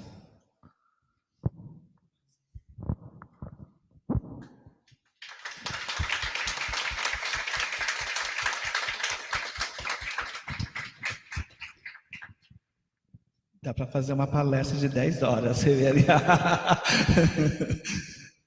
A gente sempre faz, né? Haria umas palestras de 10 horas. Pois é. Como a Cléia perguntou, né, da questão de como que é os outros serviços, eu vou falar de um serviço bem específico, não é falando mal, tá? Mas só falando do que acontece. Eu fui conselheira gestora no CRT, que também é onde está alocado o ambulatório trans de São Paulo, durante 2 anos. E toda a discussão que nós fizemos dentro do conselho era para melhoria. E recente eu estive lá no processo de internação e eu percebi que o processo de melhoria ainda não aconteceu. Porque uma enfermeira me chamou várias vezes no gênero masculino e eu questionei e ela ainda continua fazendo a mesma coisa. Então, os serviços não estão tão diferentes desse serviço, que ela já está bem humanizado e tratando as pessoas com equidade. Que isso não tem para a gente seguro da equidade, de fato. Nem no SUS e nem em lugar nenhum. Então, acho que falar desse serviço específico, que a gente tem que melhorar e melhorar. Eu tenho batido bastante papo com o Ricardo, que é o coordenador, de como a gente pode melhorar esses espaços para que esse espaço seja, no mínimo, acolhedor. É o que falta. Eu sempre falo de acolhimento porque para a gente é uma regra muito importante. Não é porque a gente é trabalhadoras e trabalha com essa população, não. É o que a população traz para a gente. Eu estou aqui porque eu não fui acolhido lá no outro lugar. Então a gente vai ter que falar disso o tempo todo, nem se tiver que falar 50 anos mais que precisa de fazer acolhimento. Então, o que não tem nesses serviços é o acolhimento. Há apenas atendimento. E a pessoa que ela só tem atendimento, ela não se vincula, ela não tem adesão e ela está fora. Se ela não é vista, se ela não é percebida, se ela não tem essa inserção dentro do serviço, automaticamente ela está fora. Então, vai ficar muito longe do processo que é de tratamento e acompanhamento. Para chegar no tratamento e acompanhamento, existe o processo de acolher. Então, todos os serviços estão com essa dívida, e não é só com a gente que é transgênero no Brasil, não. É com várias outras populações também. Nós que somos mulheres sabemos o que a gente enfrenta numa fila de espera. Nós que somos mulheres sabemos o que a gente se encontra dentro do ambulatório, dentro da sala do médico, quando eu digo que eu sou uma mulher transexual. E várias demandas aparecem também quando a mulher lésbica diz que ela é uma mulher lésbica. Eu fico muito triste quando eu falo para uma amiga lésbica que fala, não vou ao médico, eu não vou mesmo. Eu falo, por que não? Ela fala, porque quando eu falo que eu sou uma mulher lésbica, eles acham que eu não transo, eles acham que eu não sou ninguém, que eu não tenho vida. Então, é muito doloroso saber de que as pessoas ainda separam as pessoas. E aí, quando é mulher trans, mulher travesti e é negra, piora muito mais. Quando é gorda, muito mais ainda. Então, a gente tem muito que avançar ainda na questão do acolhimento. E no centro de referência, a gente está sempre discutindo sobre essas questões, inclusive. A gente se reúne, fica horas lá, a gente debate entre a gente se corrige o tempo todo. A Maria Alessandra está aqui, que ela é técnica em serviço social lá, assistente social no centro de referência já há um tempo, e a gente está sempre reforçando isso para quem chega novo. O processo de mudança tem que ser através do acolhimento. Não existe atendimento aqui se não tiver acolhimento. E eu acho que é isso que chama a população LGBTI+, para aquele espaço e faz com que a população fique lá até o dia todo. A gente fica arrumando o que fazer às vezes, né, Alessandra? E a Isabela está ali atrás também, a Jeane também. A gente se vira nos 30, dá piruleta, faz fantoche, pinta papel, faz um monte de coisa, simplesmente para acolher. Se para acolher precisar de pintar papel, ficar fazendo licagem, careta o tempo todo, vai ter que ser isso para ser feito. E a gente consegue fazer isso dentro do centro de referência. Por isso que a gente tem tantas pessoas e tem tantos atendimentos assim. Então, acho que esse é o diferencial do Centro de Referência e Defesa da Diversidade, de que as pessoas lá, elas percebem acolhidas. Então você está dizendo que vocês são bons, são os melhores serviços do mundo. Não é. Ainda está para ser, mas a gente acerta em muita coisa. Tanto acerta que a maioria dos serviços da assistência, hoje até da educação e da saúde, nos chama para fazer o processo de sensibilização. A gente não aceita, né, Alessandra, que seja o processo de capacitação, porque capacitado todo mundo já é. Só que sensível as pessoas não são ainda. Então, acho que a gente faz muito isso dentro do centro de referência e a gente tem sucesso por isso. Então, pelo centro de referência já passaram muitos profissionais que hoje eu encontro eles na vida, na carreira aí que eles estão, que eles já estão em outros lugares, melhores lugares, eu diria, porque ele diz e sempre referencia o centro de referência como um currículo muito bom. Porque lá aprende. Os usuários ensinam a gente o tempo todo. Eu sempre digo que eu estou num eterno processo de aprendizado. Eu não aprendi tudo. Eu ainda nem transgredi tudo. Cada dia para mim é um flash, é um mergulho, é um flash. Eu estou aprendendo tanta coisa nova ultimamente, que eu nem posso contar aqui, senão a Ariadna vai me matar. Mas é importante que a gente tenha esses aprendizados. Que você quebra essas barreiras, esse muro da falta de conhecimento que você tem. E no centro de referência a gente está o tempo todo questionando isso. A gente traz pessoas de fora para falar de outros temas, a gente traz os usuários para próximo e fala, a gente faz roda de conversa todos os dias. Todo dia tem uma roda de conversa, apareceu um tema, a gente discute o tema. E por que não discutir esse tema? E nos outros espaços não acontece muito isso. Então, e lá eles acham esse espaço que ele pode falar.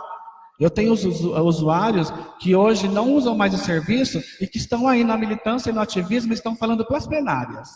Porque a gente deu a oportunidade de ele falar, dela falar. Eu não vou nem falar nomes porque são muitos nomes. Né? Elas falam que são minhas filhas, ou às vezes falam que é minha sobrinha, neta, e tem um monte. Então, porque elas aprendem esse processo de empoderamento. Então, é isso que a gente quer. Para os outros serviços, Claire, a gente quer que ele seja bem humanizado e que as pessoas sejam tratadas com equidade. Que isso, a pessoa sendo reconhecida como cidadão dentro daquele espaço, essa pessoa volta. E volta mesmo. Então, acho que eu já estive lá também, onde você trabalha, a gente já bateu um papo lá, eu fui lá apresentar o centro de referência, e eu percebi o quanto a gente precisa de lá ainda. E no espaço que a Ariadne já estava. Então, não é porque a Ariadne era uma mulher transexual lá, não. Ela era profissional que fazia um trabalho lá que era importantíssimo. Que eu questionei um deles lá, porque eu questionei, inclusive, né, os contratos que são feitos lá. Mas vocês estão falando, mas levanta a mão aí quem é travesti ou quem é transexual. Levanta aí quem é LGBT. É uma, duas mãos levantadas. E está dizendo que não contrata a gente. E vai querer que faz um trabalho bom e de par como? Se não tem ninguém da gente lá para ser referência por ser par. A travesti que chega dizendo, eu sou travesti, caralho. Né, tudo que elas dizem que é uma verdade dita. Se ela não perceber alguém que possa atender e recebê-la lá, ela não vai ficar lá muito tempo, não. Então, hoje eu estou na parte de cima do centro de referência, eu percebo, na parte de cima, porque é só no andar de cima, viu, gente? Ainda não estou na parte de cima como eu quero, de cima de fato. Que uma hora eu chego lá, né? Mas eu percebo quanto elas sentem necessidade de eu estar lá embaixo. Eu ouço lá na janela, escuto da janelinha, elas falando, cadê a Bruna? Não está aí? Nossa, o seu Eduardo mandou a Bruna embora, a gente vai fazer um... Então, você percebe quanto elas precisam de uma referência e de um par? Então, sempre vou questionar que todas essas contratações, inclusive, quando você falou da pesquisa, é muito glorioso para a gente que está no movimento ouvir que uma pesquisa vai ter pessoas transgêneras. Porque na maioria das vezes não tem. Não tem. Então, acho que a gente tem que avançar bastante nisso, porque não adianta falar, tem um plano de enfrentamento para LGBTI+, em todos, nem vou falar de saúde, educação, porque tem em todos esses lugares tem plano de enfrentamento, e aí a gente não é contratado para estar lá. Não é. E quando é para estar lá num carguinho bem jocadinho no cantinho, lá numa mesa, que ninguém te vê, tem 50 portas para chegar até você. Eu acho que é muito mais do que isso. A gente quer ser reconhecida pelo trabalho que a gente faz de verdade e pelos profissionais que nós somos. A Bruna, por tanto me exigirem que eu fosse boa, que faça um bom trabalho, tem que ser boa. Ai, você fez isso, todo dia ter cobrança, eu reconheço que eu sou boa. E eu sou boa pra caramba. Então, para passar por cima desse boa, tem que ter argumento. Então, acho que é isso que a gente vai acabar acontecendo com a gente, né? Daqui a pouco eu sou mestre, daqui a pouco eu sou doutora, e você é uma doutora foda mestre, entendeu? Porque a gente porque a gente também tem capacidade para estar nesses outros lugares. A gente chegou se arrastando, e hoje a gente já conseguiu se levantar. Mas aí, e por que esse processo foi tão doloroso para a gente? Não podia ser tão igual quanto os outros processos? E eu ainda estou dentro da faculdade, e aí eu percebo quanto tem esse distanciamento das pessoas comigo. E quando eu cheguei, ninguém queria fazer grupo de trabalho comigo não, viu? Queria fazer com você quando você chegou na faculdade? Hoje todo mundo quer. Porque eu arraso, eu sou a que apresenta, só eu que falo, e eles querem alguém que fale mesmo. Porque eles não conseguem falar. Então acaba fazendo um grupo, às vezes dá 6, só de 4. Né? Então, oi? Pra quê? Pra você me ver? Ah, para. Então, acho que é isso, sabe? De como a gente pode mudar esses processos. Então, eu quero sair da faculdade sendo graduada onde eu estou, porque eu gosto muito de ciências sociais, mas reconhecida também enquanto pessoa. Porque na minha sala tem 2 Bruna. E para algumas pessoas da sala, eu sou a Bruna trans. E não é legal. Eu questiono mesmo, quando eu pego a fala, a professora esquece da aula, ela até senta. Porque tem que me ouvir, porque eles vão ser licenciados, eles vão dar aula de sociologia nas escolas, e eles vão separar as pessoas. Eu sou a Bruna Valim, eu sempre falo, não sou a Bruna trans. Ela é a Bruna Torres e eu sou a Bruna Valim. Qual a diferença? Não tem. Então, é isso. A gente pensar mesmo nesse processo de... É uma dívida que tem com a gente, então vamos cobrar essa dívida de verdade, não é? Não é? Vamos cobrar a verdade, não é? Então a gente vai jogar na cara deles que a gente pode falar da nossa história, nós podemos ser protagonistas da nossa própria história e ninguém precisa falar pela gente mais. Não precisa mais. Se precisar de alguma travesti, uma transexual, um homem trans, uma pessoa intersexo, é só chamar a gente, porque a gente pode falar pela gente. É isso que quando a gente fala desse resgate de ter a nossa própria fala, é dessa fala que eu estou falando, de representação. Porque se falar alguma coisa que não é de mim, automaticamente vai receber um canhão, não é nem um tiro. Perfeito. Gente, a gente está se encaminhando para o final, infelizmente, a gente tem tempo para mais uma pergunta.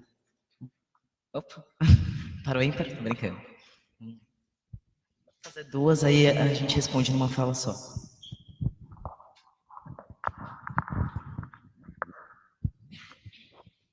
Primeiramente, boa noite. Obrigada por essa noite maravilhosa de troca de conhecimento. E a minha pergunta é, meu nome é Lohane, né? Eu sou estudante de psicologia. Eu e minha amiga aqui, a gente queria saber, como estudante de psicologia, no segundo ano, em processo, como que a gente pode ajudar vocês, como a gente pode estar dentro dessa causa, fazendo a diferença desde o começo. Obrigada.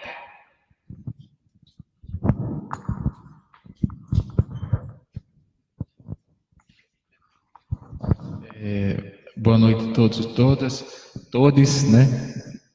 É um prazer aqui ver a Bruna, o Vitor, a Ariadne e o Sheik falar, e assim, é um orgulho, eu fico emocionado, se eu bobear aqui, me ajuda. Saber que vocês estão representando super bem esse novo desafio da luta social, né? Esse curso é um curso de Direitos Humanos e Lutas Sociais, e eu queria desafiar vocês no sentido de como fazer essa luta social, e aí eu vou provocar o movimento social LGBTQI+, que você não gosta, Bruno, também não, essas caixinhas são necessárias para a gente encaixotá-las e desencaixotá-las, né? No processo de representação, eu tenho que identificar isso, eu tenho que criar um código, então. Mas eu entendo que para alguns movimentos é necessário desfazer essas caixas. A luta social hoje, no país que a gente está vivendo, com tanto retrocesso, acho que deve ter sido comentado no início desse que eu perdi, certamente, como é que a gente faz uma luta social frente às demandas e contra a LGBTfobia, né, transfobia sobretudo,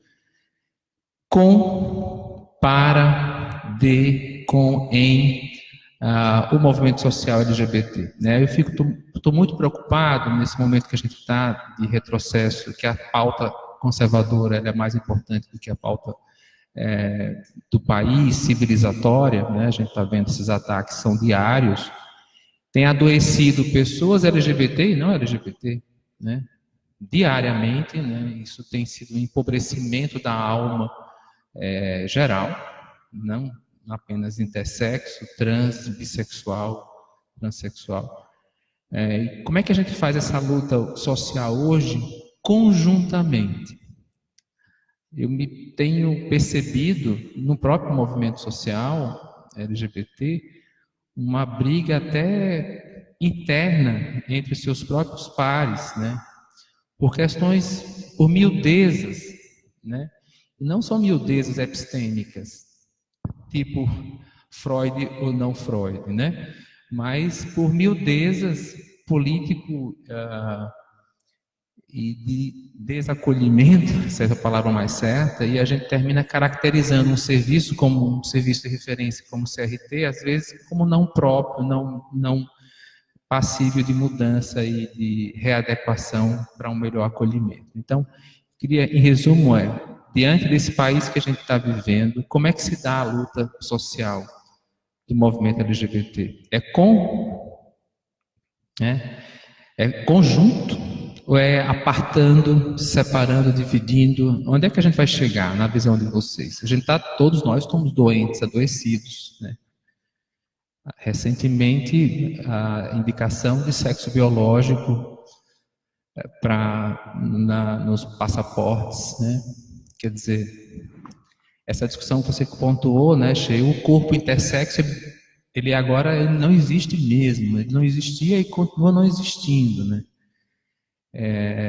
E agora o passaporte não tem mais filiação, né? É pai e mãe, quer dizer, e os casais homoparentais? Quer dizer, eu tenho percebido que o movimento LGBT hoje, se ele não se unir, na minha visão, e a gente passar, enfim, ser mais forte nesse processo, vai afundar a universidade, a academia, afunda o movimento, afunda o CRD, afunda a CRT, afunda o Transunifesp, afundamos todos nós. Como fazer essa luta hoje?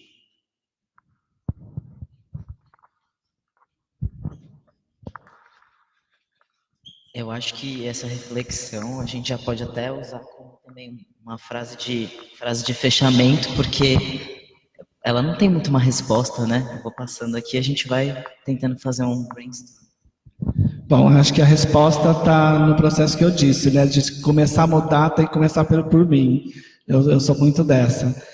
A gente tem tentado, ao longo da existência dos movimentos, no máximo se organizar com todas essas diferenças ou indiferenças que tem dentro do próprio movimento. Eu acho que a palavra é agregar mais movimentos do que a gente já tem. Separar, acho que a gente não vai conseguir fazer esse processo de separação, porque a gente acaba de criminalizar a LGBTfobia no Brasil. Então, dá para perceber que tem uma certa organização e tem esse ninguém larga a mão de ninguém, acontece meio que por acaso, mas acontece. Então, acho que a gente tem que acreditar nisso, que isso vai acontecer e não deixar isso pegar a gente, né, meio que de surpresa. A gente não está tão organizado assim. A gente está um pouco dessa organização, a gente faz parte, sim. Eu sempre acredito neste processo, e por isso que eu agrego mais pessoas dentro do movimento. Como eu disse, pessoas intersexo dentro do grupo, pessoas de outras identidades dentro dos grupos, para que essas pessoas tenham representação. E a gente pode fazer isso no cotidiano que a gente está. Eu sou de movimento social e eu sempre falo disso e sempre trago para isso. Então, acho que é esse processo mesmo. Quem está, trazer novas. E esses novos vão aprendendo com a gente e vai fazendo essa grande diferença. Quando a gente tem marchas diferentes, em lugares diferentes, a marcha trans, a marcha lésbica, eu acho muito legítimo que isso aconteça. Isso, para mim, não é repartir movimento nenhum. Eu acho que cada um tem o seu momento de grito e de voz. Então, se a gente acha que a gente tem que fazer dessa forma, automaticamente tem que ser dessa forma, porque são os grupos que estão organizados fazendo aquilo. Então, acho que eu estou dando a parada de São Paulo, o que a gente mais briga lá dentro é para que esses movimentos se unam, LGBTI+, se unam para que a gente faça uma grande parada, para que a gente faça grandes movimentos e que esse processo de mudança aconteça, inclusive lá dentro. A parada de São Paulo hoje, ela é GGG. A maioria das pessoas que estão na diretoria são gays. Aí há uma dificuldade maior da gente discutir. Há um enfrentamento maior, mas a gente vai devagarzinho entrando também. Então, a gente está nesse processo de entrada, nós fizemos na última reunião, e nós vamos fazer o processo de filiação, e nós vamos entrar para a diretoria da parada, mas este é o processo de organização. Para que a gente também tenha voz lá no primeiro trio, no último trio, no dia a dia, em todos os dias na parada. Então, estou falando da parada porque é onde eu estou movimentando. Então, é nesse processo que eu acredito. Então, eu acho que não tem uma resposta pronta, imediata, para a gente organizar e falar, está tudo muito bom, vai ficar bom a partir disso. A gente precisa do outro, e o outro, às vezes, é muito individual. A gente precisa simplesmente fortalecer e falar mais desse movimento, desde a primeira luta, ou das outras primeiras lutas. A gente referencia Stonewall, mas tem muitas outras lutas antes disso tudo, de pessoas que não resistiram a tudo isso, e que a gente ainda continua não falando disso. Porque quando a gente fala dos 50 anos de Stonewall, a gente ainda não fala que à frente daquele movimento estavam as travestis. E quem morreu primeiro eram as travestis. Então a gente não fala disso. E a gente fazer um resgate e for a fundo, a gente vai descobrir que tem pessoas dentro desse movimento. E em todos os outros processos. Na construção do Pela Vida São Paulo, estavam as travestis. Na construção da parada, estavam as travestis. Na construção de estar junto aqui na Unifesp, de estar lá no centro de referência, estavam as travestis. E a gente esquece disso. Não que a gente quer uma honra e glória, não. É o processo de reconhecimento. Então, acho que quando a gente faz esse processo de reconhecimento, serve para todas as outras siglas.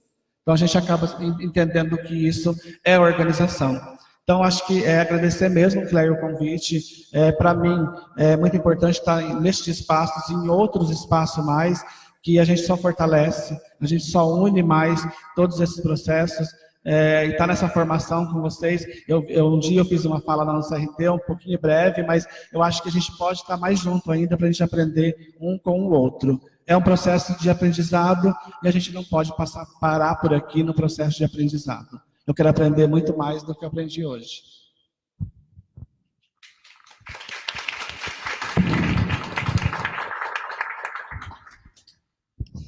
Respondendo, bom, eu acho que a minha resposta...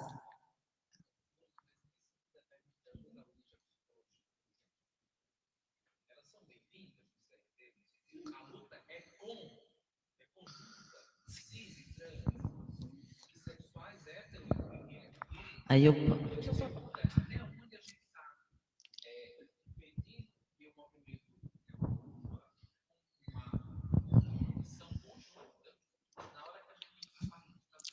Então, eu tenho o seguinte, o que eu entendo todo desse movimento, que eu sempre falo que não precisa ser LGBT para ter uma causa LGBT, não precisa. Então, lá no centro de referência, tem muitas pessoas cisgêneras que estudam, pesquisam, que estão lá com a gente. E que ficaram com a gente, inclusive. Nós não temos só pessoas LGBT dentro do centro de referência. Então, a gente acolhe, sim, essas pessoas vêm lutar com a gente. Pensando na grande marcha que a gente tem aí, e que não é só pessoas LGBTs. Então, a gente está junto, a gente pode estar junto e somar muito mais. É só procurar o centro de referência, procurar a Casa Florescer, procurar os espaços que têm essas referências, para que a gente possa mudar um pouco esse contexto, que tem que ser trans, tem que ser gay. Não, não tem. Não tem, não é uma regra. A regra é ser sensível a este movimento. Eu acho que talvez essa questão, Magnus, da ajuda da pessoa que não é intersexo, que não é trans, pessoa cis, hétero, seria não colocar a gente no lugar de... Eu falo mais talvez como pessoa intersexo. Não colocar a gente no lugar de objeto de estudo apenas. Mas sim no lugar de sujeito ativo, que faz parte daquele processo. Eu acho que isso talvez tenha um pouco a ver com o que você perguntou, né? Então, estar como participante do processo, sim. Estar como sujeito, aliás, estar como objeto sendo analisado, não. Perfeito, Chay. Eu queria responder essa pergunta já dando origem a esse questionamento que também é meu, né? Porque apesar de eu ser trans, eu sou uma profissional da saúde de pessoas trans. E existe também um embate entre o movimento social e a minha posição de profissional de saúde. E aí, muitas vezes, eu uso da minha pessoa, né?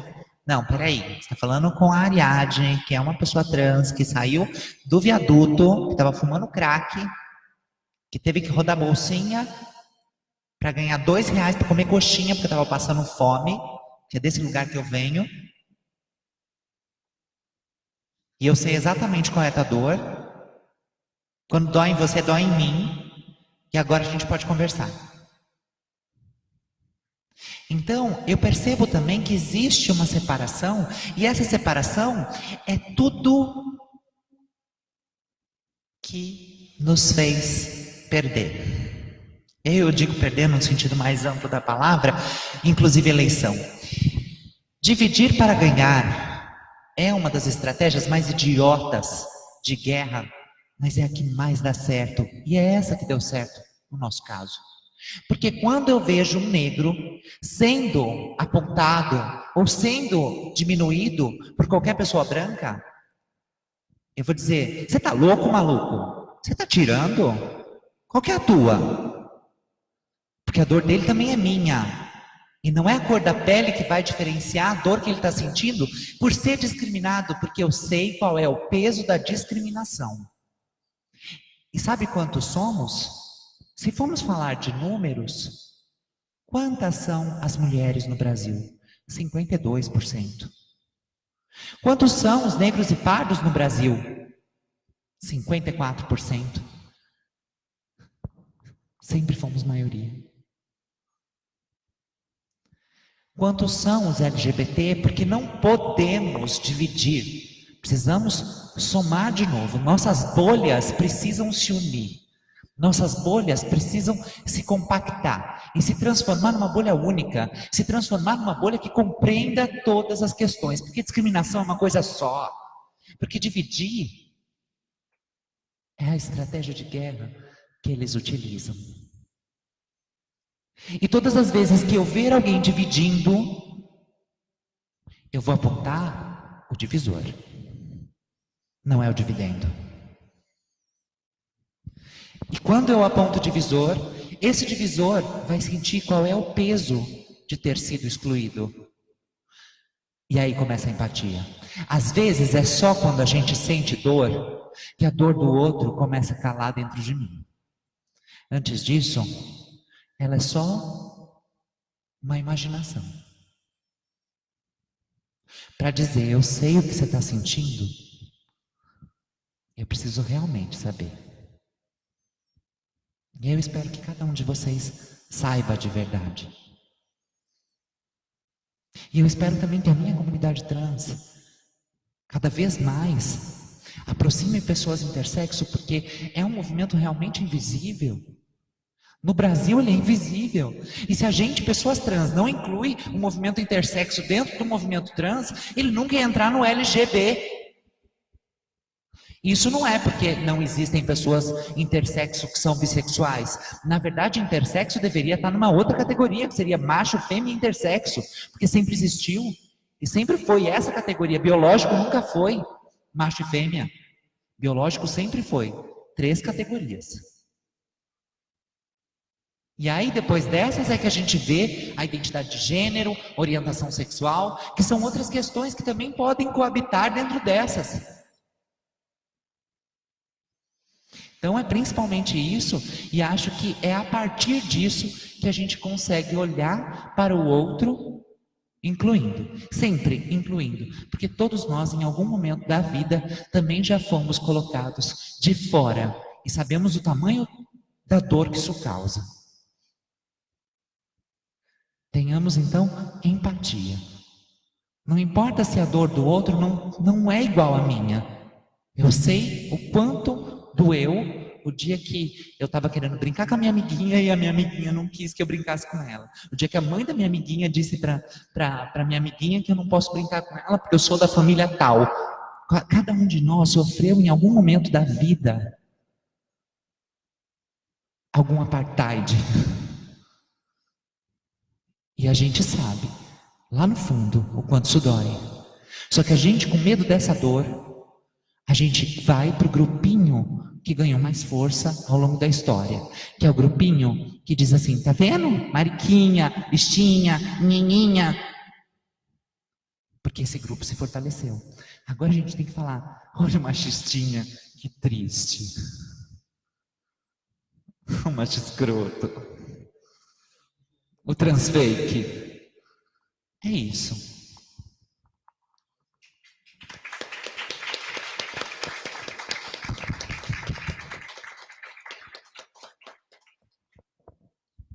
Eu vou agradecer pela parte de incluir o movimento intersexo. Eu acho que é muito digno de gratidão mesmo.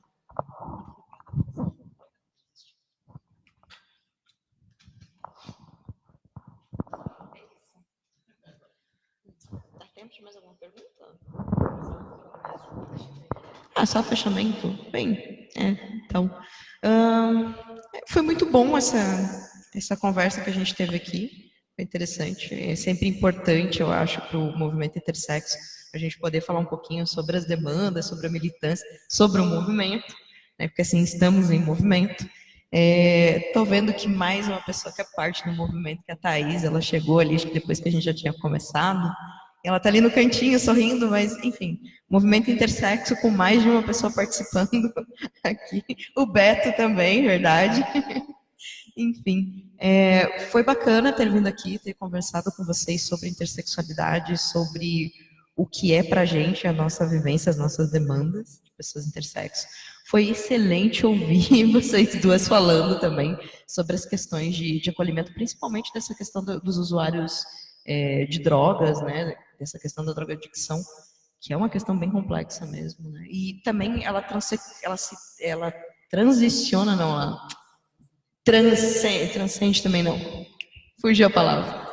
Isso. Ela se intersecciona com vários pontos, né, da intersexualidade, da travestilidade, da transexualidade e assim por diante, né? A gente falou bastante também da questão de acesso à educação. Eu acho que isso é uma coisa que está bem presente hoje na questão intersexo, porque a gente teve foi um edital que acabou não saindo, até o próprio presidente fez um Twitter falando que ia cancelar, que ia ser um vestibular com cotas para ocupar vagas que estavam vagas, né? E que estava direcionado a pessoas trans e pessoas intersexo. E, enfim, o nosso presidente acreditou que não havia necessidade daquilo, e algumas pessoas questionaram de por que pessoas intersexo precisavam, né, de uma cota, precisavam de algo nesse sentido, e a gente teve um debate dentro do nosso grupo, né, dentro do movimento intersexo da ABRAE, e eu acho que a questão ela é muito parecida com a questão trans. A gente sofre uma perseguição, a gente seria no sentido de reparação psicossocial mesmo. E eu já estou falando militância de novo, ao invés de dizer tchau para vocês, mas enfim. Tem muitas questões que a gente ainda precisa resolver, e a gente só vai resolver isso falando disso. Então, muito obrigada por me ouvirem.